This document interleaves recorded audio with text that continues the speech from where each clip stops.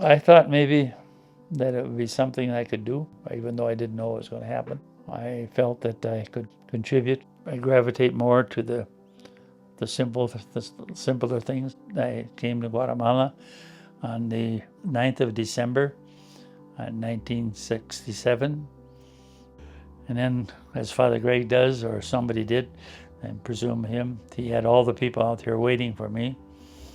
And with firecrackers and flowers and greetings and everything as I came into Guatemala and I came into San Lucas.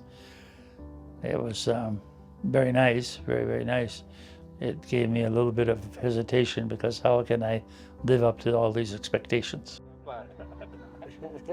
Oh, aquí vienen los niños. Los niños. Mucho gusto, ¿cómo están? Ya tienen refacción. Pues, gracias. It was very beautiful, very, very beautiful. It was just simply a new world in the sense of seeing a lake from, that's way up high. It's about 6,000 feet there. And just very beautiful, wonderful. One of the main problems that Father Greg came and all of us when we came here is income. The people don't have income. And the people what they're mostly looking for is that they call un chance, a chance to work, the opportunity to work. But Father John was the quiet one.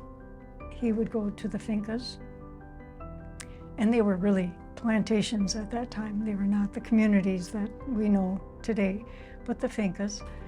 And one of our sisters would accompany him, Sister Arne Malika. She was like an LPN, and so the two of them would, as he would go to minister to the people in the fincas, she would accompany him, and they would find all of these people who needed help with health, or basically with health. And so they were a team. His dailiness of just responding to any need was very impressive.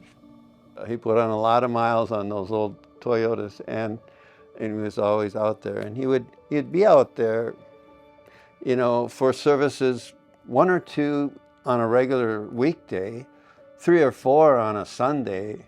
And so he would come in later than Father Greg would be there, and the volunteers and the staff would be already at dinner perhaps and already starting to wind down, but he would come in late and sometimes tired and not so communicative, but he would rise to the occasion and always had stories to tell when he came in. That was his ministry, to be out among the most vulnerable, marginal people in situations that were challenging.